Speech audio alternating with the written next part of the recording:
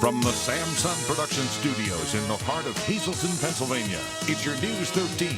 Brought to you by SSP TV and the Standard Speaker.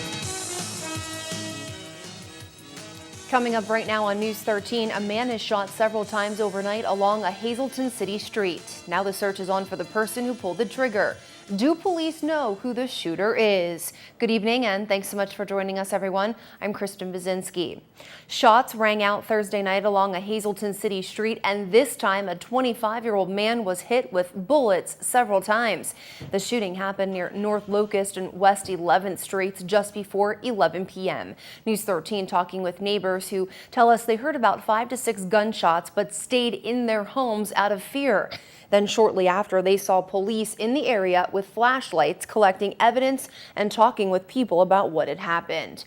Many were still fearful today and did not want to talk on camera to News 13. We did, however, talk with the lead investigator from the Hazleton Police Detectives Unit, who told us the victim, who has not been named, was taken to the hospital in a minivan before an ambulance or police officers could get there. We know the victim was hit several times with bullets and was eventually transported to a trauma center. Investigators tell us they are following up on leads, and as of late this morning, they did have a person of interest. Please ask anyone who might have witnessed the incident or has any information to call them by dialing 911. Police in the city continue to search for car criminals as well, after several dozen vehicles were vandalized in the city of Hazleton Wednesday night. One victim got a double dose of damage overnight Thursday. This is what Bianella Jimenez Ramirez woke up to this morning. His car destroyed by flames. Someone purposely set this blaze. His home sits along the 500 block of East Broad Street, but Jimenez Ramirez has been parking his car in the rear of his home along Main Street, and that's where it was ignited in flames. Take a look at the damage inside the vehicle that now sits parked at Caputo's garage in the city. A gas can right out in the open, lying in the back seat. And this isn't the first time Jimenez Ramirez's car was vandalized. Sometime Wednesday night into Thursday morning, all 4 tires of his Mitsubishi Lancer were slashed. Jimenez Ramirez told News 13 his car has been vandalized several other times this month. When News 13 asked him if he had any known enemies, he said no, that he gets along with mostly everyone. No word if this incident is related to any others that have happened in the city Wednesday night into Thursday. We know dozens of cars had their tires slashed, were keyed, and some even broken into. If you have any information, you're asked to call police immediately. Staying in Hazleton, where police were called to this home along the 800 block of Diamond Avenue Thursday afternoon for reports of an armed man threatening his family. When police arrived, that man had already ran off. Thankfully, no one was hurt during what's being called as a domestic disturbance. Police are still investigating this incident here on Diamond Avenue. No word if the man was located and if he indeed had a gun. The memory of a Mahanoy area teen who was killed in a car crash Tuesday night continues to live on. The simple hashtag #HonkForFeet has been spread all over the cyber world in memory of 18-year-old Jonathan Feet Polubinski. Not only are friends and family using the social network Twitter to remember Polubinski, but celebrities and pro athletes who got word of his story are also spreading the love. A friend of Polubinski tells News 13 he dreamed of one day becoming famous. If you are a Twitter user, remember the hashtag #HonkForFeet. Awesome. Coming up in News 13, your chance to support a local fire company is headed your way. Actually, 2 local fire companies. One, if you're in need of a car wash, we will tell you how it's going to be a win-win situation for you. But first, we'll head to Sugarloaf, where golfers hit the green to remember a very special man from the borough of Freeland. Stay with us. It's time for the Movie Minute on News 13, your weekly look at what's playing at Regal Cinema 10, just outside the Laurel Mall. New to theaters this week, Total Recall, rated PG-13. This action flick is full of adventure and stars Colin Farrell, who plays a factory worker in New Shanghai. Now, upon learning that a company could grant him the memory of the ultimate espionage, he decides that a virtual vacation is better than none. But in the midst of having the memories implanted, something goes haywire and the system breaks down. Also hitting theaters this week for the kiddos, Diary of a Wimpy Kid, Dog Days. Hapless Greg Heffley whips up a whopper about landing a job at a posh country club for the summer, but still finds himself mixed up in a mortifying public pool mishap. For all the showtimes at Regal Cinema 10, call 450-7454 or speak to a movie attendant by calling 454-7340. And to find out the entire Regal Cinema schedule movie showing times, visit our website, ssptv.com. SSP TV Sports on News 13 with Fred Barletta Jr. and Ron Marchetti. Well, last week they were at one of the more iconic racetracks in all of history. They were out at the Brickyard in Indianapolis. But this weekend, a little bit closer to home, they'll be right here at Pocono, and it's the second and final time that they'll be here. It's the Pennsylvania 400 race. And I know a lot of people in the Hazleton area will be in attendance, and with good reason, because this is one of the marquee sporting events of the entire calendar year here in northeastern Pennsylvania. So the weather looking like it's going to cooperate. Should be an interesting time. So that's going to kick off the weekend. And as we said, all eyes will be focused right here on the Poconos, and that's always a real good thing. Now, while that's going on, we reset the deck for Major League and Minor League Baseball. This is Friday, of course, and starts the weekend sets. And here's what we've got. Joe Madden and the Tampa Bay Rays will be hosting the Baltimore Orioles, and that should be very interesting because, as we're going to show you, these teams are in a dead heat. Meanwhile, the Seattle Mariners, who suddenly have been red hot ever since the trade of Ichiro Suzuki, they come into, speaking of Ichiro, the Yankee Stadium, where Ichiro now resides. And the Boston Red Sox will be hosting the Minnesota Twins. This actually is game 2 of a 4-game set. Red Sox looked dreadful last night. Of course, I'm not really broken up about that. Meanwhile, here's the standings, and here's what we're talking about. The Yankees comfortably in front, but take a look at that second place spot. Joe Madden's Rays, the Orioles, as we said, dead heat. Now, they are 7 back in the loss column, but more importantly, this is going to be important for wild card implications.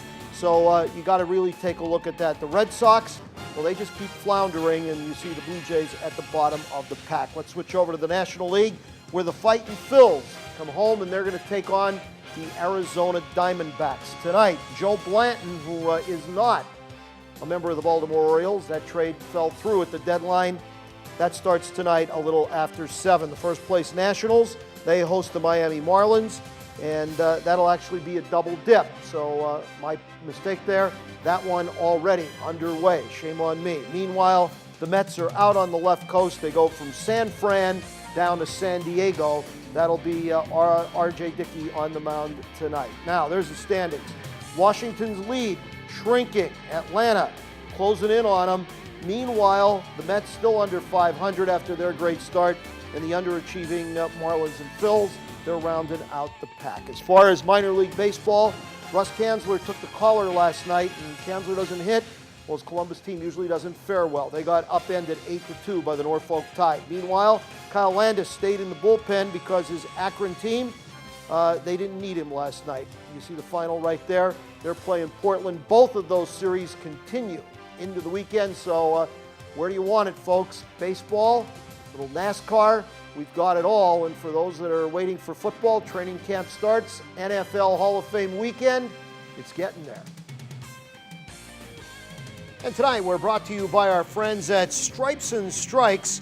Make the right call and get down to Stripes and Strikes. The baseball season is here. Now we're talking baseball pants, jerseys, hats, gloves, bats, batting gloves, bags, catcher's equipment. Got league discounts available. All the top name brands, Wilson, Rawlings, DeMarini, and Diamond. Check it out at Stripes and Strikes, your headquarters for softball and baseball.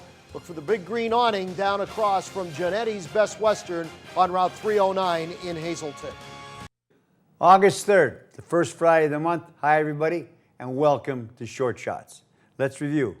This past Olympic week, the Valley West Babe Ruth All-Stars lost in the state final. The locals, who are District 4 champions, ended their state tournament play at 4-2, both losses to media in Williamsport. Valley West completed their postseason record at 9-3, and it was a sweet run. The Stripes and Strikes picked up their first ever 4 wins in the USA National this week in Montgomery, Alabama.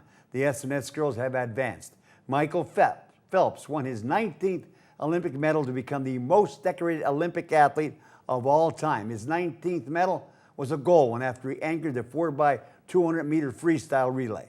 Then yesterday, Phelps won his 20th medal, another gold, winning the 200 individual medley. Ryan Lochte of the USA took the silver. Phelps, who was in line for his 21st medal today, has 16 golds and 4 silvers. And speaking of medals, last night, Gabby Douglas, the flying squirrel, at 16 years old, won the gold medal for her performance in individual overall gymnastics. Also, the USA girls gymnast team will be bringing home the gold after triumphing this week. Their first gold in that event since 1996. And while all that is happening, the USA basketball team is taking a walk in the park as they continue to coast. They smoked Tunisia by 47 on Tuesday, and yesterday the USA absolutely destroyed Nigeria by 83, 156-73. Are you kidding me? Mother of God. What else? The Phillies unloaded 2/3 of their outfield, trading Shane Victoria and Hunter Pence to the Dodgers and the Giants. Rob Bolin, backup quarterback at Penn State, became the first player to leave State College since the scandal, transferring to LSU. Then their sensational tailback, who rushed for over 1,200 yards last season, Silas Redd, transferred to USC. Penn State also lost a linebacker and lineman, 4 so far and counting. Tennessee Titan receiver O.J. Murdoch died of a self-inflicted gunshot suicide, and he did it in front of his high school where he made a name for himself as a dynamic receiver and a state champion sprinter in track. Murdoch was 25. Now, changing gears, many have been asking when and where is Hazleton's first football game? Well, the season will open on the last night of this month, August 31st, at Scranton. Then the following week, the first home game. The Cougars will entertain Coughlin on the night before Fun Fest, September 7th. Mark it down. And for you Irish fans, Notre Dame opens with Navy in Dublin, Ireland on September 1st, and the kickoff is at 9 a.m. Make it a good one till Monday. Be a good sport and stay loose. All right, thanks, Ron and Freddie. Well, football season is right around the corner. The NFL has started practice, which has many fans all revved up. And we can't forget about the littlest of football players right here in Greater Hazleton. These pint-sized players and cheerleaders from the Little Cougar Football League have been hitting the practice field for a few weeks now. And News 13 stopped by for a sneak peek. The league, which is a nonprofit, is still looking for some help with coaching and other volunteers. We serve children from kindergarten to 6th grade, and we have both football and cheerleading programs. We are taking registrations until the 8th. After the 8th of the month, we are, unfortunately having to close registrations. Our season starts, it started on August 1st. That was our first practice. Our first game is the end of August. We have 4 home games, and we have 4 away games. They look too little to be playing football. Now, the league's home games are played at Harmon Geist Field, and they will start at the end of August. The teams practice at the fields behind the school's 9th grade center. The cheerleaders will be at Walmart in Hazel Township this weekend, collecting donations to help offset the cost of their uniforms. So if you see the girls, make sure you donate $1 or $2. This year so far, the league is made up of around 120 kids taking part in the program. Good luck to them. Up on your screen now, your winning midday lottery numbers. Good luck to you if you played. Your daily number, 566, Big 47416, Quinto 43071, and Treasure Hunt 13222530. Good evening, everyone, and here's tonight's social news. First tonight, happy birthday to our own Janine Mazurkevich and her twin brother, Sam Lassant Jr. They celebrate on Sunday. This wish comes with love from your family, friends, and of course, all of us here at SSP TV. In tonight's Talk of the Town report, EBC Hazleton will be featuring a family outing August 19th from 1 to 4 p.m. at Community Park in Hazel Township. The outing will include free food, free entertainment, and free games and prizes. For more information, please call 570-436-4504. That's tonight's Talk of the Town. News 13 would like to send sincere condolences to the family and friends of these recently departed. Ann Bonenberger of Hazel Township. Funeral will be held Saturday at 11 a.m. at the Joseph B. Conahan Funeral Home, Friends McCall Saturday from 10 to 11 a.m. Ann P. Weber, formerly of Oakdale. Arrangements are under the direction of the Frank J. Bonin Funeral Home. Antoinette S. Soper, formerly of McAdoo. Services will be held Monday at 9:30 a.m. in the Damiano Funeral Home. Friends may call Monday from 8:30 to 9:30 a.m. Harold L. Sherman of Hazel Township. Arrangements will be announced by the Cropton Hughes Funeral Home. And Leo Valovich of Hazleton. Services will be held Tuesday at 10 a.m. in the Transfiguration Church. Tonight's obituaries have been brought to you by the Smilax Floral Shop located on 15th Street in Hazleton. For delivery to all local funeral homes, call 570-454-0111. And by Mia's. Don't settle for second best when dining out. Discover Mia's new low-price dinner menu. And remember, there's always plenty of free gated parking behind the Markle Building. And welcome back, everyone. Last evening, we started to talk with Mary Jo Pencala from the Hazleton YMYWCA about a new program that has hit the area, the Compulsive Overeating Program. And the YMCA is doing this along with Sorrento Gardens. So joining me now is the president and CEO of Sorrento Gardens, Ed Payne, who designed this program. And we told you yesterday that the pilot program went over so well. 8 people completed it, and it was more than just weight loss. It was about more control, a better feeling of self-image, a better feeling of just life in general. Yes. So, Ed, tell me a little bit about designing this program and why it's such an important thing. And you're getting more than just the eating part of it and the overweight part of it. Now, there are a lot of diet programs, many commercial programs. There are a lot of exercise things. You can buy gadgets on television all the time, and all of that's fine. But for some, overeating is a lifestyle. And for many people, that's after that first bite of certain trigger foods, there's an inability to control. Like, I can refuse the first donut, but I can't refuse the second. The first bite of pizza, but the rest takes over. And the key element in this thing was the behavioral counseling, Right. that helps people deal with what are some of the reasons this all started in the first place. As an addictions counselor, I know that a lot of the behavior that gets destructive started off for a very good reason, but ended up with a terrible result. And approaching this problem that way has provided the key feature that makes this program very unique. Right. So I know, speaking for myself, when I get upset or stressed out about something, sometimes I turn to food. Right. So things can trigger the eating and the eating more than you would normally eat, or maybe eating more sweets than you would normally eat. Right. So through this counseling, you're able to kind of bring reasons out of people and help them get through that. Food becomes a very reliable friend and a comforter.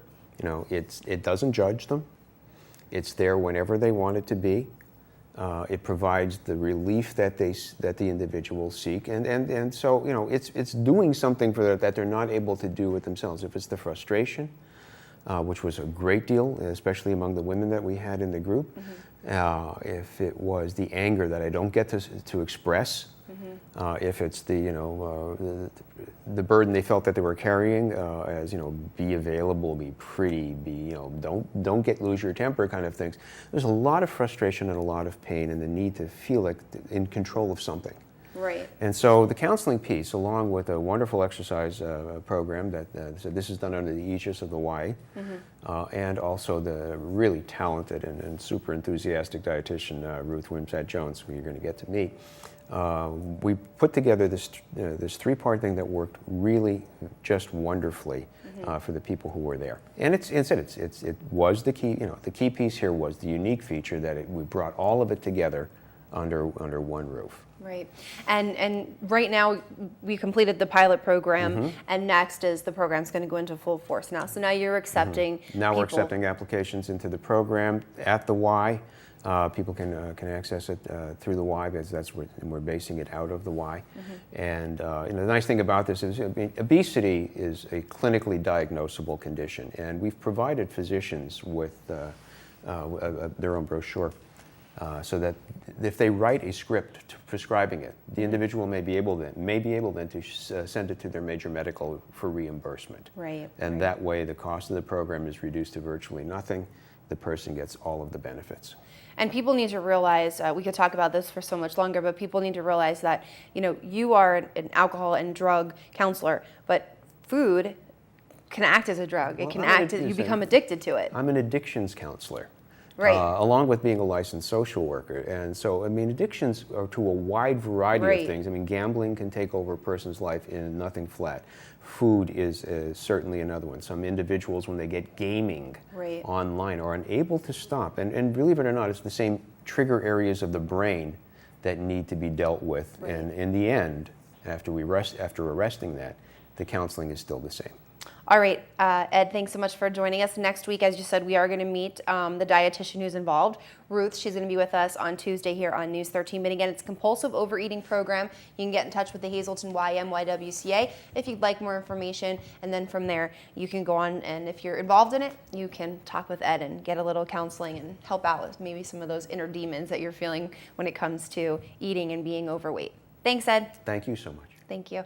Well, today golfers were hitting the green to raise money in memory of a Freeland area native and local teacher who gave back not only to his students, but also to the community. Around 140 golfers came out on this hot and humid day to support the 3rd annual Steve Coral Foundation Golf Tournament. This year's tournament was held at the Sugarloaf Golf Course. News 13 talked with Steve's wife, Joanne, about the foundation and how, even though her husband has passed away, he is still managing to give back to the community because of the many lives he touched and the dozens of friends he left behind.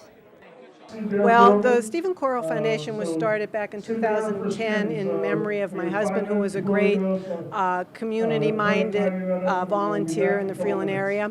And what we did, we set up a scholarship over at the high school, Hazleton High School, for a chemistry student, a $500 cash scholarship that they get. Now, Joanne also tells us they use some of the money every year to give back to local organizations like the Foster Township Recreation Board, the Freeland Senior Center, and others throughout the greater Hazleton area. Today was hot and humid, making it feel really a lot hotter than it was. What does Mother Nature have in store for us tonight for the downtown car cruise and for the rest of the weekend? We'll find out in just a moment, but first, tonight's creative condition from Felicia Sarah, a student at the Valley Elementary School. Felicia tells us it's a sunny day and looks like she's watering a flower in the field. Tonight's forecast, slight chance of showers, so it looks like we're in the clear for that car cruise and all those great sets of wheels out there on Broad Street. Partly sunny skies for your Saturday, but it is going to be hot and muggy. 88, some parts into the 90s. Your forecast brought to you by Just Windows and much more. 636-1133 First Street in Freeland. Better windows plus better installation equal Just Windows. Make sure you visit them online at justwindowsandmore.com. Well, it should be a good weekend to give your vehicle a little bath. Make sure you head to West Hazleton this Sunday to support the borough's fire department. Get your car nice and squeaky clean by heading to the Borough Annex building right along Broad Street at 3rd Street between 10 a.m. and 5 p.m. Sunday. Donations, depending on vehicle size for each wash, are welcome and appreciated. All of the money raised will go towards training of firefighters and equipment costs. For more information, you can check out westhazletonfire.com. Another local fire company will be out fundraising this weekend, and this time it's a picnic jam-packed with fun. Make sure you head to Weatherly in Carbon County for the L&L Fire Company's annual homecoming picnic. Enjoy live entertainment Saturday from Screaming Sunday, plus at 4 p.m. a dedication of 2 new trucks, including a 2011 tanker and a 2012 brush truck. Then on Sunday, it's time for T&D Productions. All weekend long, tricky trays, game for the kids, and of course, lots of delicious food. It's all happening this weekend at the L&L Fire Company in Weatherly at 390 South Lehigh Gorge Drive. More news and information headed your way next with our Jasmine Brooks. That does it for me. Have a nice weekend. I'll see you back here on Monday, but make sure you stay tuned.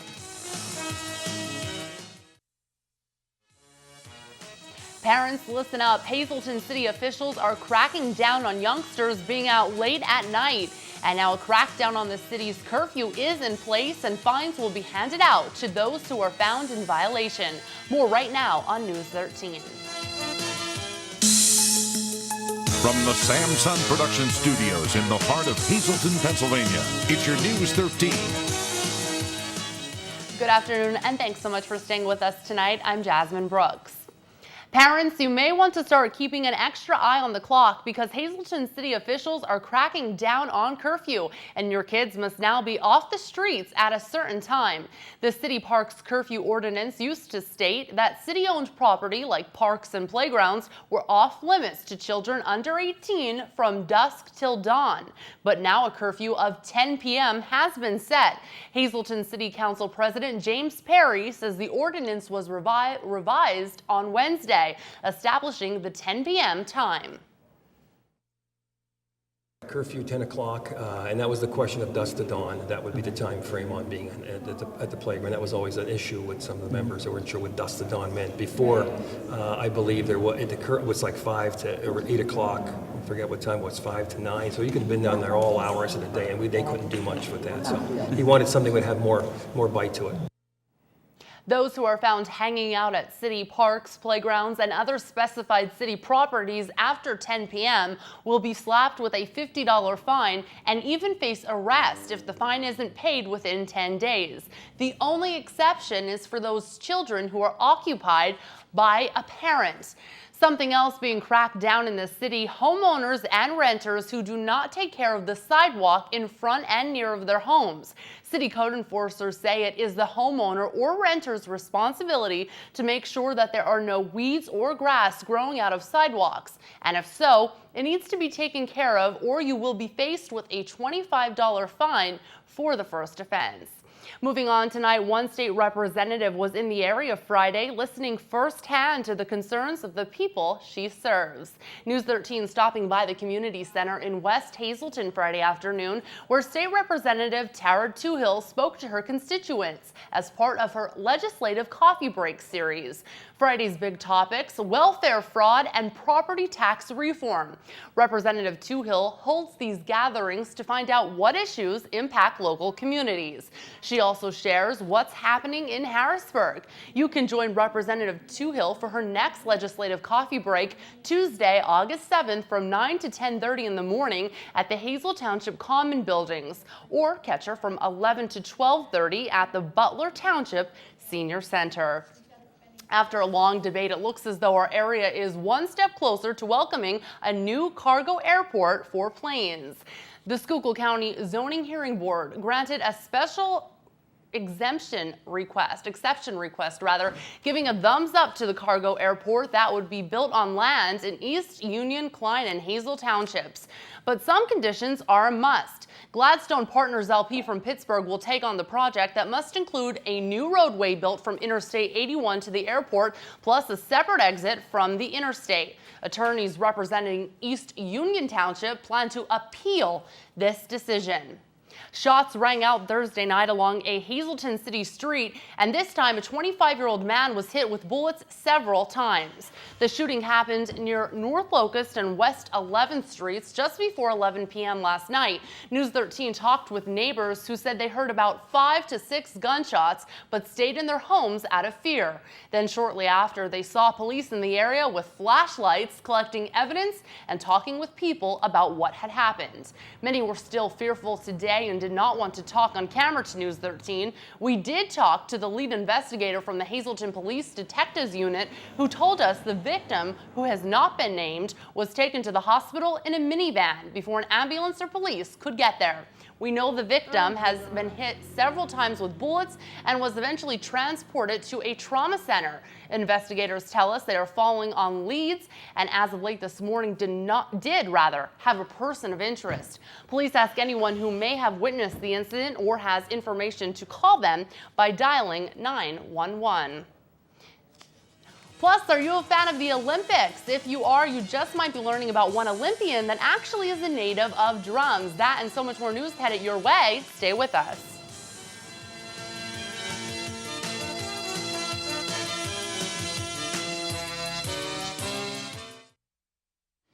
Welcome back. Well, as the 2012 Summer Olympics roll on, today is day 7 of the exciting matchups of some of the most talented athletes in the world.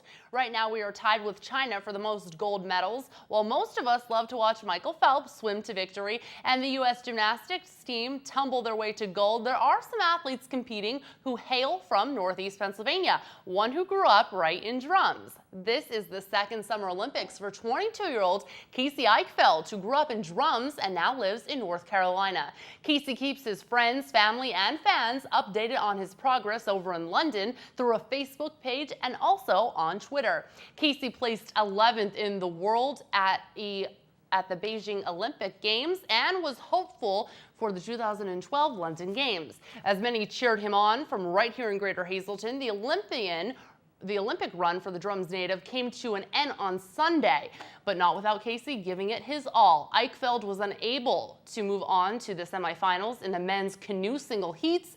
Eichfeld took part in the men's canoe single competition and was the only person in the U.S. to do so. Congratulations to Casey, and we hope to see you again in 4 years representing the red, white, and blue. The weekend has arrived, and that means it's time to answer that important question. Will it be sunny and warm or cloudy with rain? Especially for those heading to the Pocono for the big NASCAR race. A look at that next 4 days is coming your way, but first, tonight's creative condition. This one sent from Felicia Sierra, a student at Valley Elementary School. Felicia tells us it's a sunny day, and it looks like she is watering some flowers. Tonight, we're going to see mostly skies. The chance of showers is possible with a low down to 64 degrees. Taking a look at your 4-day outlook, it goes like this. Saturday, 88 degrees for your high with a low down to 64 degrees. A slight chance of showers headed your way. Moving into Sunday, again, showers and thunderstorms are likely mainly in the afternoon. Besides that, we're going to see partly sunny skies, your high reaching 84 degrees.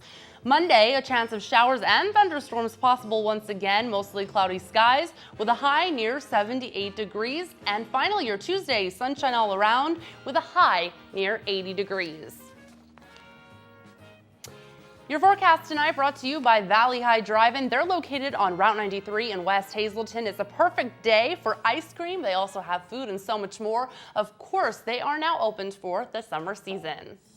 Sports is headed your way here on News 13 with Freddie B. Plus, with school right around the corner, one committee is making sure kids have all the supplies they need before heading back. We'll take a look at that after this.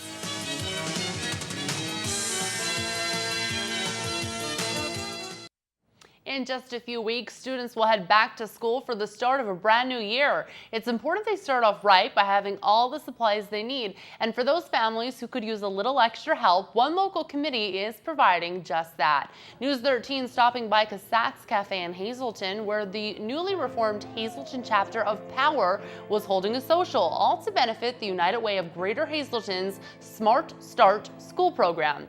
This program is all about providing kids with the necessary supplies they need for the new school year. Power collected donations from all who attended to make sure local children are ready to go on their first day back. It's important with the number of children that we have in the Greater Hazleton area that live at or below the poverty level to help these kids literally start smart.